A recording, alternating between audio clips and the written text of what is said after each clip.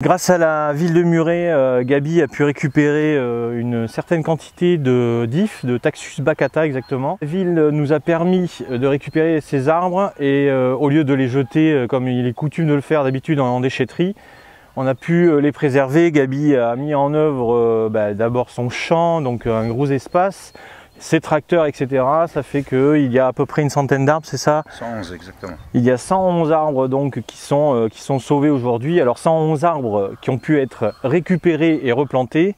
Et maintenant, on va faire un travail de taille. Le but, c'est d'éviter qu'on transpire trop.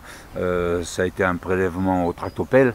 Donc moi, j'en ai prélevé un pour voir ce que ça donnait le premier jour. J'en ai prélevé un, j'ai mis une demi-heure pour le sortir. Et quand le tractopelle est arrivé, lui, il en a sorti 32 de plus en une demi-heure. Ouais. Maintenant, le tractopelle, ça va très vite, c'est pas fatigant, mais c'est une catastrophe au niveau racinaire.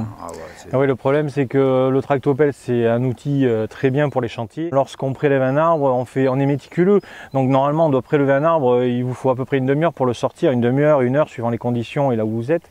Bon, là, c'était un terrain relativement plat, mais par contre, un tractopelle fait énormément de dégâts sur les racines parce qu'il va tirer les racines.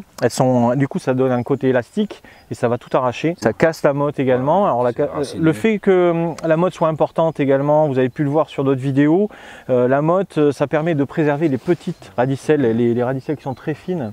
Et ça, c'est ce qui va faire reprendre l'arbre. Donc ici, on a des arbres qui ont pas beaucoup de radicelles et plutôt des grosses racines parce qu'ils sont plus développés dans du terrain meuble, du terrain plat. Du coup, si vous voulez arracher ces grosses racines, c'est justement pour ça qu'on va faire tomber justement ce feuillage pour éviter justement cette transpiration. Donc ici, à la Vernose, il fait quand même très chaud l'été. On peut arriver à des conditions de 40 degrés au soleil à peu près, hein, c'est ça?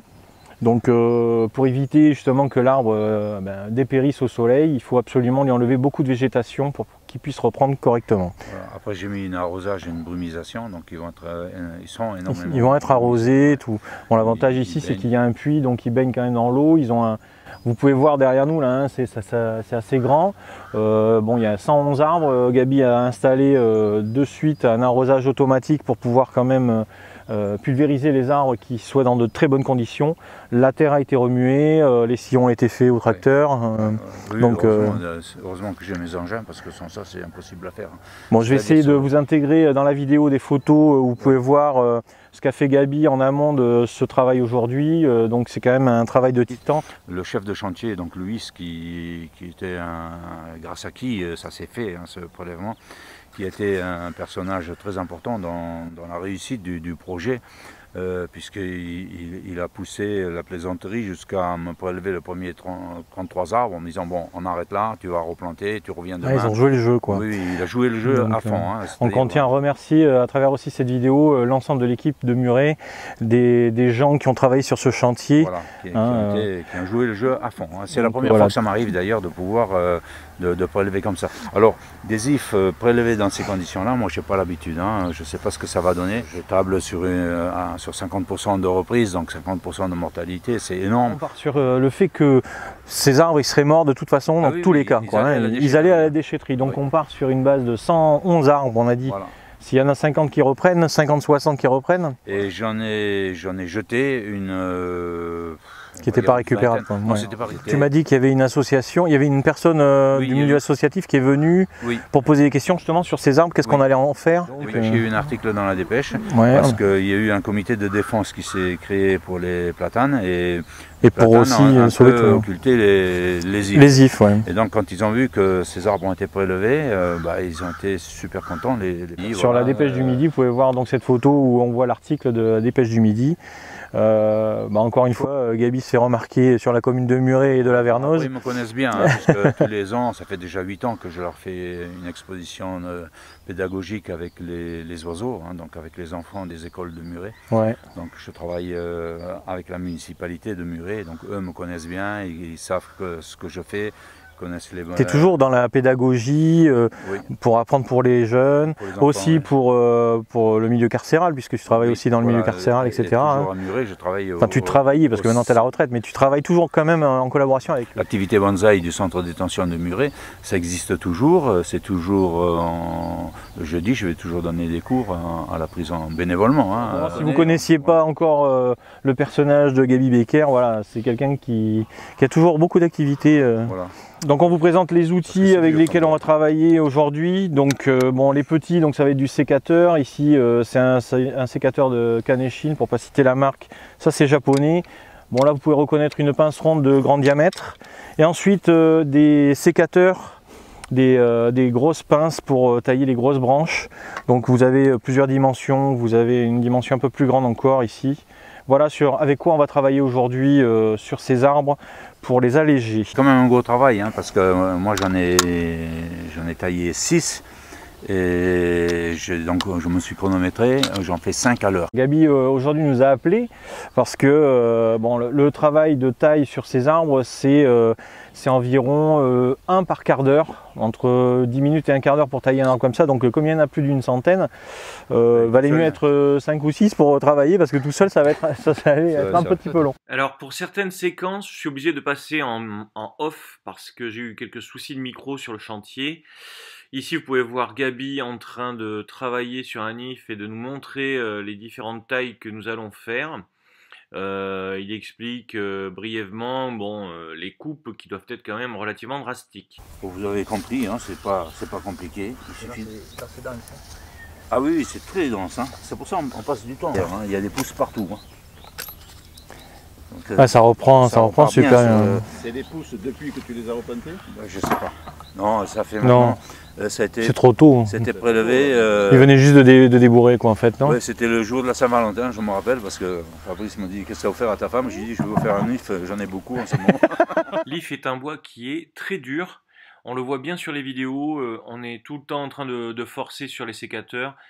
Lorsqu'on fait le bilan de la journée, on peut s'apercevoir que l'outillage a été fortement sollicité. Les grandes pinces que l'on voit sur ces images ont très souvent servi. Par contre, tout l'outillage de basse qualité, les petits sécateurs, sauf les sécateurs de marque, ont lâché très rapidement et ont cassé sur les différentes coupes. À travers ces images, vous pouvez voir aussi l'ensemble du travail de toute l'équipe. Le matériel indispensable également pour réaliser ce type de chantier. Heureusement qu'il y a le tracteur. Il faut un peu d'organisation. Donc chaque coupe est basculée à terre sur le côté droit des ifs, de telle manière que le tracteur puisse les récupérer facilement. Ça représente quand même énormément de feuillage. Ce feuillage va ensuite servir de compost. Ici, vous avez un résultat partiel sur le premier rang. Donc, vous voyez quand même que la différence est flagrante au niveau de la taille des arbres. Grâce à l'équipe et au travail complet de chacun des membres, cette étape a duré environ 1 heure sur le premier rang.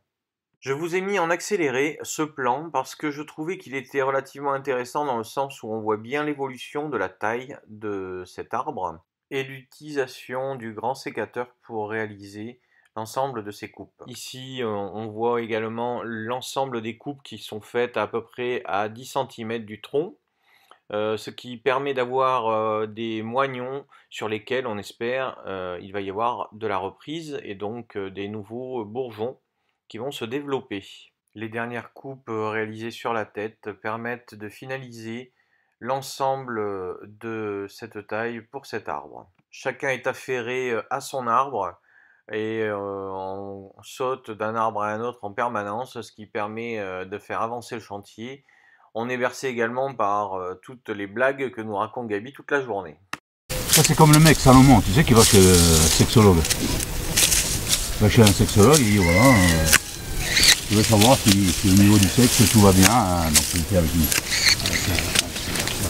copine, hein. Et donc lui, il a passé à côté dans la chambre, faites vos débats, je vous regarde. Et Et donc, c'est ce qui se passe. Et le mec, toutes les semaines, il revient, il prend des séances et tout. Et au bout de quelques mois, cette solo, il dit, écoutez, il faut me dire ce que vous venez chercher exactement parce que si je regarde, je vois rien d'anormal, vous avez des relations normales, etc. Qu'est-ce qui se passe exactement? Qu'est-ce que vous voulez savoir? Je dis non, rien. Il dit, moi je suis juif, ça va. Je viens ici parce que chez vous je paye un peu plus cher, mais la sécurité sociale me rembourse. Alors que si c'est ma maîtresse, si je vais à l'hôtel, il n'y a personne qui me rembourse. On a fait une trentaine d'arbres, on a commencé à 10h et 11h15. Ouais, on est dans les temps. On est dans les temps, ouais. Encore 1 heure de travail pour essayer de commencer la deuxième partie. Mais là c'est quand même impressionnant ce qu'on a enlevé hein, déjà. Oui. Là ça permet d'éclaircir, de voir quand même un petit peu les silhouettes des arbres aussi, hein. Oui, c'est pas mal. Hein. Oui, c'est pas mal. Les arbres, ils vont apprécier parce qu'il y a davantage d'air autour, davantage de lumière. Ouais. Ça va rejeter et puis surtout, bon... Oui, ça permettra d'avoir des bonnes bases de travail ensuite d'ici 2 à 3 ans, si jamais ils repartent. Quoi. Ouais. Donc bien vu... Là, au mois de juin, on verra. Hein. Ouais, au mois de juin, on verra si ça reprit. Si ça commence à pousser, si les pousses continuent à grandir, c'est que ça aura repris. Si bon, alors après, ce conifère, il est quand même assez particulier. Il se cultive un peu comme un caduc. Oui. Hein, il se taille et tout, un peu comme un caduc. L'inconvénient de l'IF, c'est qu'en hiver, dans un pot, il gèle. Il gèle l'IF. Et c'est bizarre, certains arbres, pourtant l'IF est très costaud quand il est en pleine terre. Ouais. Si jamais il gèle à -7, -8, si ça dure 2-3 jours, il faut absolument le rentrer, sinon il meurt. Et il y a un autre problème aussi, c'est la racine qui pourrit, enfin les pourritures de racines quand il y a vraiment trop d'eau, quand tu as un substrat trop compact, c'est ça? Voilà, donc, mais ça, moi de nos jours, je ne l'ai plus. Hein. Moi, avec les substrats qu'on utilise maintenant, on n'a plus ce genre de problème. Voilà. Quoi, hein. La personne qui me parle de pourridier aujourd'hui, si j'ai un amateur de bonsaï qui me dit voilà j'ai mon arbre, c'est qu'il a pas compris, il est plus l'histoire d'aller ramasser de la terre sur un pain pour avoir des mycorhizes, c'est révolu quoi. Oui, on est d'accord. C'est autant de la préhistoire. Oui, parce qu'en fait, ça compacte le substrat, enfin ça lui permet plus de respirer et du coup derrière après avec l'eau ça reste humide, très humide et forcément les maladies cryptogamiques s'installent et donc pour se débarrasser des champignons, c'est... Qu'est-ce que tu fais pour avoir un substrat un petit peu acide? Qu'est-ce que tu utilises toi? Moi j'utilise que de la pumice pure. Que de la pumice pure? Pour tous mes arbres j'utilise ça. Donc ensuite en fait l'eau que tu vas utiliser, les engrais que tu vas utiliser vont acidifier le substrat naturellement. Moi j'utilise l'engrais, j'utilise Fertile Océan parce que c'est un engrais liquide. Parce que quand on met un engrais organique, les boulettes, quand on met beaucoup de boulettes, forcément quand elles se dégradent, ça fait du terreau et ça bouche. Les trous de drainage en fait. Hein. Et on a l'avantage de l'engrais organique, mais le gros inconvénient d'avoir un substrat qui redevient du terreau, qui redevient, enfin qui est très humide, qui retient beaucoup d'eau. Et ça, c'est l'avantage de la pumice, c'est justement on peut arroser qu'il pleuve ou pas. Si on a un arrosage, c'est très drainant, quoi. Très drainant. Ça retient juste l'eau pour la journée de survie. Oui, on voit sur les pins, hein, les gros pins qu'on a, on peut gratter un peu ou à 2 cm, on a l'humidité, c'est humide, c'est pas trop haut. La pumice, les Italiens, moi je l'ai découverte quand j'allais en Italie et voir l'Iporas et les concours, je voyais tous les arbres dans la pumice. C'est un réflexe normal, quand on fait du bonsaï au début, c'est un peu illogique de cultiver des arbres dans la cadama, dans la pumice, dans du caillou, parce que la pumice c'est quoi? C'est de la pierre ponce. Oui, au départ on comprend pas bien pourquoi on utilise ça. Quoi. Et moi c'était complètement illogique, j'ai eu du mal à passer, jusqu'au jour où je me suis trompé, j'ai oublié de préparer un mélange et j'ai mis de la pumice pure. L'année suivante, quand j'ai vu la réaction des pins, j'ai dit hop, c'est terminé, tout pumice. Tout pumice. Ah, oui. Mais moi j'ai vu ça sur, j'ai vu ça ici, j'ai appris ça ici parce que c'est toi qui me l'as montré, mais j'ai vu ça également sur les érables quoi. Oui. C'est ça qui m'a, parce que ici donc on est à Toulouse, la région toulousaine, on sait très bien que c'est quand même une région qui est très chaude l'été, et je me suis rendu compte que tes érables, ils étaient quand même très bien. Ils étaient cultivés d'une très bonne façon. Du coup, on n'a pas du tout le même climat. On s'est rendu compte qu'on n'avait pas le même climat du côté de Bordeaux. Et pourtant, on n'est pas très loin les uns des autres. On est à 300 km à peu près de différence. Par contre, nous, c'est un climat océanique. Du coup, on a beaucoup d'eau. On a beaucoup plus d'eau qu'ici et moins de vent. On a moins de vent. Au niveau du soleil, je pense que c'est à peu près pareil. Oui. parce qu'on a des journées très chaudes. L'avantage par rapport à vous, c'est qu'on a des nuits fraîches avec la proximité des Pyrénées. Et nous, on peut avoir des journées qui tombent pas en chaleur. Enfin, du coup, la nuit reste chaude aussi, quoi. Du coup, il faut avoir de l'eau dans les substrats. Et la pumice, moi, je me suis rendu compte qu'elle gardait l'eau, même la nuit, même si il faisait très chaud. À l'inverse de ce qu'on peut appeler, de ce qu'on peut utiliser comme la pouzzolane, les terreaux, il vaut mieux éviter. Même la kadama, enfin les argiles qu'on peut nous vendre donc du Japon ou d'Asie, ce sont des argiles qui sont vraiment spécifiques à eux. Dans certains endroits en France, ça va peut-être pouvoir marcher, mais faut faire attention dès qu'on descend un petit peu trop dans le sud, dans le sud-ouest, dans le sud-est. Je pense qu'il vaut mieux passer par des substrats drainants, mais qui gardent l'humidité, donc un bon compromis avec la pouzzolane pumice ou pumice pure, comme on voit ici chez Gabi, puisque Gabi l'a généralisé, c'est l'ensemble de ces cultures avec de la pumice pure. Je me rends compte que certains pommiers n'aiment pas la pumice pure. Ouais. Alors ils développent des problèmes? Non, ils ont des branches qui décrochent. Les pommiers, c'est un des rares arbres qui... Du coup, tu les cultives dans quoi du coup? Je suis obligé de les rempoter cette année pour les mettre dans du terreau à nouveau. Dans du terreau. Comme il faut. Donc du coup, tu utilises un substrat plus compact. Oui, quoi. à rétention d'eau plus importante.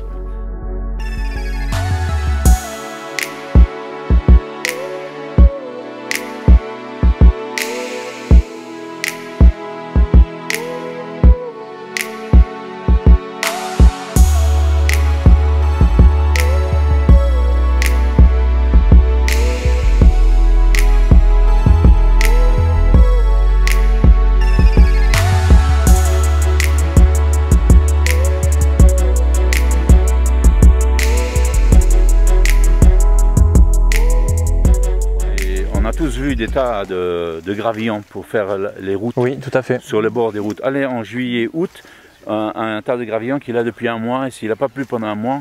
Dessous, c'est humide. Dessous, c'est humide. Ouais, on gratte sur 10 cm et c'est humide. Ouais, tout à fait, ça garde l'eau. Ça garde l'eau, oui. Moi, j'utilise également du sable de rivière. On peut en trouver aussi, c'est assez facile à trouver. Le fait qu'il soit comme ça compacté, l'humidité reste coincée dans les interstices des gravillons. Et c'est ce qu'on a pu constater sur différentes cultures qu'on a fait depuis des années. Et tout en permettant aux racines de respirer. De pouvoir se développer.